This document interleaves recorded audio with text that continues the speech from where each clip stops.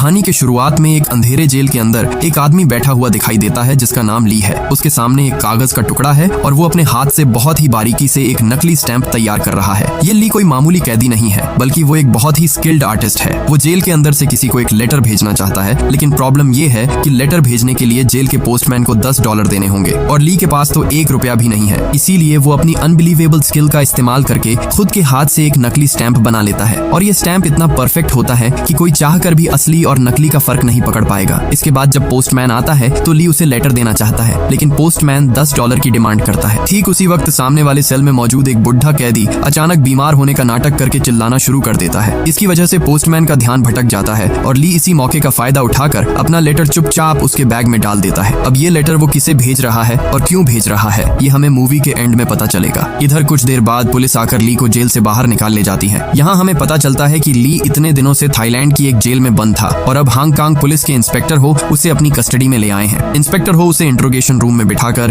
एक एक करके उसके खिलाफ लगे सारे चार्जेस पढ़ना शुरू करते हैं। पहला इल्जाम है नकली नोट बनाना। इसके अलावा 2 साल पहले कनाडा के एक हाईवे पर सेंट्रल बैंक की एक गाड़ी पर उसने हमला किया था, जहां लगभग 7 गार्ड्स की जान चली गई थी। सिर्फ इतना ही नहीं, इसके बाद शहर में और भी कई अटैक्स हुए थे। पुलिस को शक है कि इन सब के पीछे एक इंटरनेशनल गैंग का हाथ है और ली पर इन सब घटनाओं में सीधे तौर पर शामिल होने का आरोप है। लेकिन ली हमेशा की तरह सारे आरोपों से इनकार करता है। वो बार बार एक ही बात कहता है कि इन सब का मास्टरमाइंड पेंटर नाम का एक बहुत बड़ा माफिया है। हालांकि इस पेंटर का असली नाम क्या है या वो कहाँ मिलेगा, इसके बारे में वो कोई जानकारी नहीं दे पाता। आज भी इंस्पेक्टर हो के सामने पेंटर के बारे में उसके मुंह से कोई काम की बात नहीं निकलती, बल्कि उसके चेहरे पर जबरदस्त खौफ दिखाई देता है। वो रोते हुए कहता है कि पेंटर उसे ढूंढकर मार डालेगा, इसलिए उसे जितनी जल्दी हो सके वापस जेल भेज दिया जाए। इसके बाद पुलिस उसके ब्लड और हेयर सैंपल्स कलेक्ट करके क्राइम स्पॉट पर मिले डीएनए से मैच करती है और रिजल्ट में हर एक सैंपल ली के साथ पूरी तरह मैच हो जाता है। इसका मतलब है कि उसका जुर्म अब दिन के उजाले की तरह साफ हो चुका है। पुलिस दोबारा उसे सच कबूल करने के लिए प्रेशर डालती रहती है, लेकिन हर बार की तरह इस बार भी ली सब कुछ मानने से इनकार कर देता है। ठीक इसी वक्त पुलिस स्टेशन के बाहर युवान नाम की एक लड़की इंतजार कर रही थी। वह अपने लॉयर को लेकर आई है ताकि ली की बेल करवाई जा सके, लेकिन पुलिस उसे साफ मना कर देती है कि ली कई बड़े केसेस का बहुत ही इंपॉर्टेंट गवाह है, इसलिए उसकी बेल किसी भी हाल में मुमकिन नहीं होगी। हालांकि पुलिस एक शर्त रखती है, अगर ली पेंटर की असली पहचान बता देता है तभी उसकी जमानत के बारे में सोचा जाएगा। तब युवान खुद ली के पास जाकर उसे सब कुछ सच सच बताने की रिक्वेस्ट करती है और ली उसी पल अपना मुंह खोलता है और पास्ट की उन घटनाओं को बताना शुरू करता है। अब सीन कट होकर कई साल पहले के वक्त में चला जाता है। यहाँ हम ली और युवान को पहली बार देखते हैं। वे दोनों आर्टिस्ट थे और दोनों ही बहुत शानदार पेंटिंग्स बनाते थे। आर्ट के जरिए वे धीरे धीरे एक दूसरे के करीब आ जाते हैं और उनके बीच प्यार हो जाता है। लेकिन उन दोनों में एक बहुत बड़ा फर्क था। युवान एक क्रिएटिव आर्टिस्ट थी जो अपने यूनिक स्टाइल में ओरिजिनल पेंटिंग्स बनाती थी, जबकि ली कोई ओरिजिनल काम नहीं करता था। वह बस मशहूर आर्टिस्ट्स की पेंटिंग्स को हूबहू कॉपी कर लेता था। उसकी कॉपी करने की काबिलियत सच में अनबिलीवेबल थी, लेकिन दिक्कत ये थी कि इन डुप्लीकेट पेंटिंग्स में किसी का कोई इंटरेस्ट नहीं था। अब यही कॉपी करने की ताकत आगे चलकर उसे एक खतरनाक रास्ते पर ले जाएगी। एक दिन लुक नाम का एक आर्ट गैलरी मालिक उनकी पेंटिंग्स देखने आता है। वह युवान का काम देखकर इंप्रेस हो जाता है और सारी पेंटिंग्स खरीदना चाहता है, लेकिन उसे ली की पेंटिंग्स बिल्कुल पसंद नहीं आती क्योंकि वे दूसरों के काम की कॉपी थी। लुक उन्हें अपनी एग्जीबिशन में रखने से मना कर देता है। तब युवान जोर देकर कहती है कि या तो उसे सारी पेंटिंग्स एक साथ खरीदनी होंगी वरना वह एक भी नहीं बेचेगी। लुक के जाने के बाद ली युवान से कहता है कि तुम मेरी फिक्र मत करो, मेरी सारी पेंटिंग्स टोक्यो के एक आदमी ने पहले ही खरीद ली हैं। लेकिन कुछ देर बाद युवान को समझ आ जाता है कि ली झूठ बोल रहा है, उसकी एक भी पेंटिंग नहीं बिकी थी। असल में ली चाहता था कि उसकी वजह से युवान के करियर में कोई रुकावट न आए। खैर, एग्जीबिशन वाले दिन युवान अपनी पेंटिंग्स के बगल में चुपके से ली की एक पेंटिंग रख देती है। सब लोग काम की तारीफ कर रहे थे, तभी एक आदमी आकर ली की पेंटिंग का मजाक उड़ाने लगता है। उसका यह बर्ताव देखकर युवान को इतना गुस्सा आता है कि वह उसके ऊपर पानी फेंक देती है। हालांकि एग्जीबिशन खत्म होने पर ली खुद जाकर उस आदमी से माफी मांगता है। तब वह आदमी हंसते हुए कहता है कि वह तो बस मजाक कर रहा था ताकि ली उससे अकेले में मिलने आए, क्योंकि पूरी एग्जीबिशन से उसने जो पेंटिंग खरीदी थी वह ली की ही थी। इसके बाद एक रेस्टोरेंट में बैठकर वे काफी देर तक बात करते हैं। वह आदमी अपना इंट्रो पेंटर के तौर पर देता है। हाँ, यह वही पेंटर है जिसका नाम ली बार बार पुलिस को बता रहा था। पेंटर ली की तारीफ करते हुए कहता है कि किसी भी तस्वीर को इस तरह कॉपी करना कोई छोटी बात नहीं है। वह सीधे ऑफर देता है कि तुम्हारा यह टैलेंट मेरे बहुत काम आएगा। अगले दिन ली पेंटर से मिलता है और कहता है कि वह उसका कोई भी ऑफर मानने को तैयार है। पेंटर हंसते हुए उसे अपनी टीम में वेलकम करता है, लेकिन ली को जो काम करना होगा वो सुनकर उसके पैरों तले से जमीन खिसक जाती है। पेंटर उसके सामने $1 थमाकर कहता है कि तुम्हें इस नोट को हूबहू तैयार करना होगा। इसका मतलब है कि वो ली को सीधे सीधे जाली नोट बनाने का ऑफर दे रहा है। ली तुरंत बुरी तरह भड़क जाता है और उसके प्रपोजल को ठुकरा देता है। तब पेंटर बताता है कि उसका असली नाम सैंग है। पिछले 3 जनरेशन से वे जाली नोट छापने का बिजनेस कर रहे हैं, लेकिन आज तक किसी को जेल नहीं जाना पड़ा क्योंकि वो ये सारा काम बहुत ही सावधानी से करता है। अब सवाल ये है कि क्या ली आखिर में इस खतरनाक ऑफर के लिए राजी होता है? पेंटर तब ली को समझाने लगता है कि ये जो नया डॉलर छापा गया है इसमें मौजूद तस्वीरें और लेटर्स का पैटर्न इतना कॉम्प्लिकेटेड है कि हाई क्वालिटी के महंगे प्रिंटर्स भी उसे ठीक से प्रिंट नहीं कर सकते। इसलिए यहाँ ली के हाथों की उस अनबिलीवेबल स्किल की जरूरत होगी और ली का काम देखकर ही पेंटर उसे इस ऑफर के लिए राजी करना चाहता है। ली पहले तो मना कर देता है, लेकिन अपनी खराब माली हालत के बारे में सोचकर आखिरकार मान जाता है। उस वक्त युवान एक एग्जीबिशन के लिए अमेरिका जा रही थी, इसलिए ली उसे कुछ भी बताए बिना चुपचाप वहाँ से निकल आता है। इधर पेंटर उसे प्लेन से कनाडा ले जाता है। वहाँ वो ली को अपनी पूरी टीम से मिलवाता है। इस टीम में जाली नोट बनाने में 20 साल का एक्सपीरियंस रखने वाले कुछ उस्ताद लोग हैं। हर कोई किसी न किसी काम में बिल्कुल एक्सपर्ट है। वे सब मिलकर जाली नोट बनाने का एक बड़ा प्लान तैयार करने बैठते हैं। यहाँ हमें समझ आता है कि अमेरिकन डॉलर को कॉपी करना कोई बच्चों का खेल नहीं है। हर यूएस डॉलर पर बेंजामिन फ्रैंकलिन की एक फोटो होती है और यह फोटो कई बारीक लेयर्स के जरिए बनाई जाती है। फ्रैंकलिन के कॉलर पर छोटे छोटे लेटर्स में यूनाइटेड स्टेट्स ऑफ अमेरिका लिखा होता है। अब नए नोट्स में अमेरिकन सरकार ने और भी कई सिक्योरिटी लेयर्स जोड़ दी हैं, जिसकी वजह से बारीक पेंटिंग या एडवांस प्रिंट के बिना इस नोट को कॉपी करना बिल्कुल नामुमकिन है। सिर्फ इतना ही नहीं, नोट्स में एक खास इंक का इस्तेमाल किया गया है जो एक तरफ से देखने पर पर्पल और दूसरी तरफ से देखने पर गोल्डन दिखाई देती है। इस चीज को मोर इफेक्ट कहा जाता है, यानी इंक में एक कलर चेंजिंग इफेक्ट है। इसका मतलब है कि इस नोट को बनाने के लिए उन्हें असली पेपर और यह खास इंक दोनों का जुगाड़ करना होगा।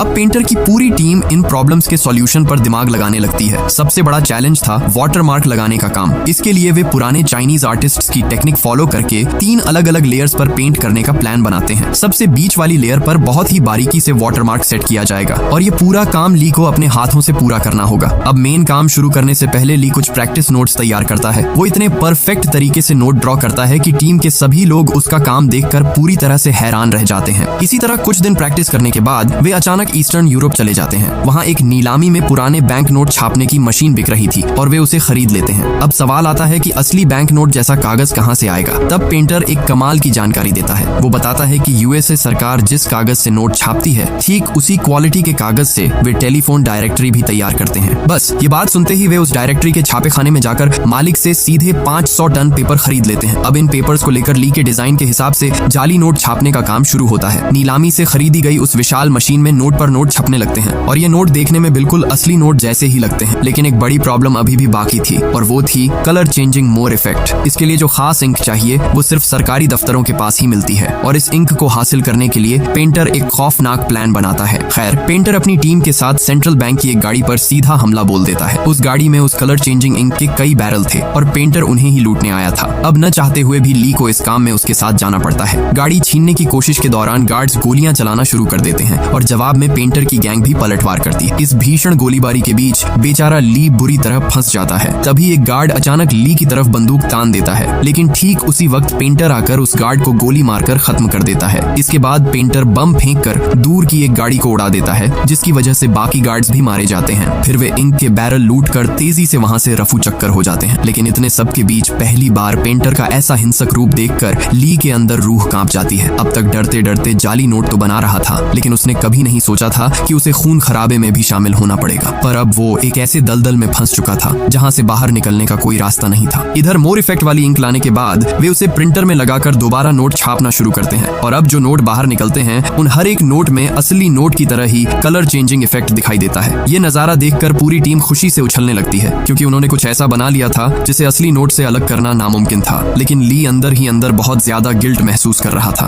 वह पेंटर से पूछता है कि जब यह इंक खत्म हो जाएगी तो क्या फिर से लोगों को मारकर इंक लानी होगी? इससे बेहतर है कि मैं खुद यह इंक बनाने की कोशिश करके देखूं। लेकिन पेंटर उसकी बात सुनकर उसे जोर से झिड़क देता है और चुप करा देता है। अब पेंटर के ऑर्डर पर उसके लोग सूटकेस में भरकर जाली नोट अलग अलग देशों में स्मगल करना शुरू कर देते हैं। इस तरह उनका जाली नोटों का साम्राज्य दिनों दिन बढ़ता जाता है। लेकिन पुलिस को पहले ही उनकी हरकतों की भनक लग चुकी है। विंग नाम के एक अंडरकवर पुलिस ऑफिसर को इस केस की इन्वेस्टिगेशन की जिम्मेदारी दी जाती है। यह विंग इंस्पेक्टर हो के साथ मिलकर पेंटर की गैंग की मूवमेंट को फॉलो करना शुरू करता है। फिर एक खरीदार का भेस बदलकर वे सीधे गैंग के मेंबर्स से मिलने जाते हैं। यहाँ पेंटर के लोग समंदर के बीच एक नाव पर पार्टी कर रहे थे। हालांकि पेंटर और ली वहाँ मौजूद नहीं थे। विंग वहाँ से सब कुछ ऑब्जर्व करता है और फिर निकल जाता है। लेकिन पेंटर का असली खेल तो अभी शुरू ही नहीं हुआ था। पेंटर जनरल नाम के अपने एक पुराने क्लाइंट के साथ मीटिंग फिक्स करता है। अगले दिन वह ली को साथ लेकर जनरल के घर की तरफ रवाना होता है। रास्ते में ली पेंटर को एक इम्पोर्टेंट बात बताता है। वह कहता है कि उसे एक खास किस्म के कारपेंटर के बारे में पता है जिससे मोर इफेक्ट पैदा किया जा सकता है। इसका मतलब है कि इस इंक से डॉलर बिल पर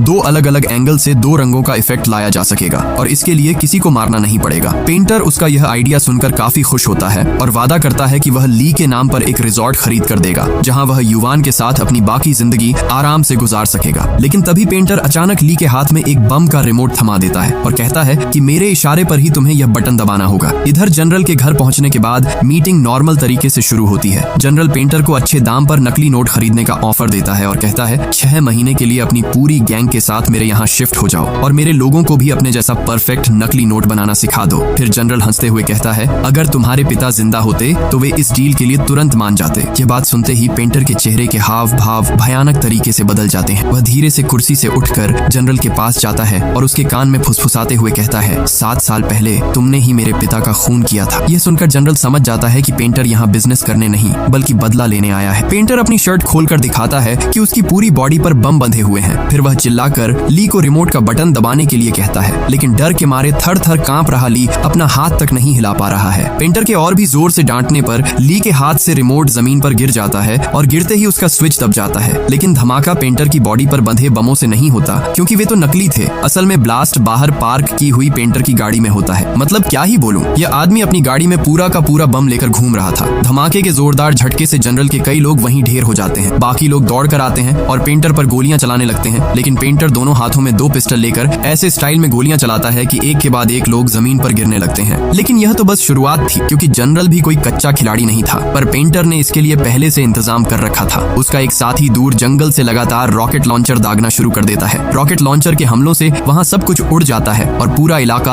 आग की लपटों में घिर जाता है। चारों तरफ धुएं और बर्बादी के बीच पेंटर 2 राइफलें लेकर और भी लोगों को साफ कर देता है। फिर उसके कुछ और साथी गाड़ियां लेकर आते हैं और जनरल के आदमियों को कुचलना शुरू कर देते हैं। इसी बीच जनरल के कुछ लोग जंगल में घुसकर रॉकेट लॉन्चर चलाने वाले बंदे को खत्म कर देते हैं। इन सब के बीच बेचारा ली एक कोने में दुबक कर अपनी जान बचाने की कोशिश कर रहा है। ये गोलीबारी काफी देर तक चलती रहती है। आखिर में जनरल खुद एक आर्मर्ड कार लेकर आता है और पेंटर पर सीधी फायरिंग शुरू कर देता है। लेकिन पेंटर जबरदस्त स्टाइल में कूदकर उस पर गोलियां चलाता है और गाड़ी के सही हिस्से पर निशाना साधकर पूरी गाड़ी को ही पलट देता है। इस तरह वह जनरल का भी काम तमाम कर देता है। मगर इस जंग के दौरान चिंग नाम की एक लड़की जो जनरल के लिए काम करती थी, उसकी बॉडी में आग लग जाती है। ली दौड़ कर जाता है और उस आग को बुझा देता है, लेकिन तब तक उसका चेहरा बुरी तरह झुलस चुका था। लौटते वक्त पेंटर उसे हॉस्पिटल ले जाता है और फिर धमाका करके जनरल के पूरे ठिकाने को मिट्टी में मिला देता है। करीब 1 महीने बाद चिंग धीरे धीरे अपनी चोटों से ठीक होने लगती है। पेंटर उसे एक नई आईडी और पासपोर्ट देता है जिस पर उसका नाम युवान लिखा था। ये देखकर ली को बहुत गुस्सा आता है क्योंकि युवान उसकी प्रेमिका का नाम है, लेकिन पेंटर उसकी बात पर ध्यान नहीं देता। इस तरह नई पहचान के साथ चिंग पेंटर की गैंग में शामिल हो जाती है और धीरे धीरे ली की तरफ अट्रैक्ट होने लगती है। हालांकि ली इन सब बातों को ज्यादा भाव नहीं देता। इसी बीच एक दिन वे सब मिलकर युवान का आर्ट शो देखने जाते हैं जहां पेंटर ली से कहता है कि उसने उसके लिए रिजॉर्ट का इंतजाम कर दिया है। अब वो युवान के साथ सुख शांति से अपनी जिंदगी गुजार पाएगा।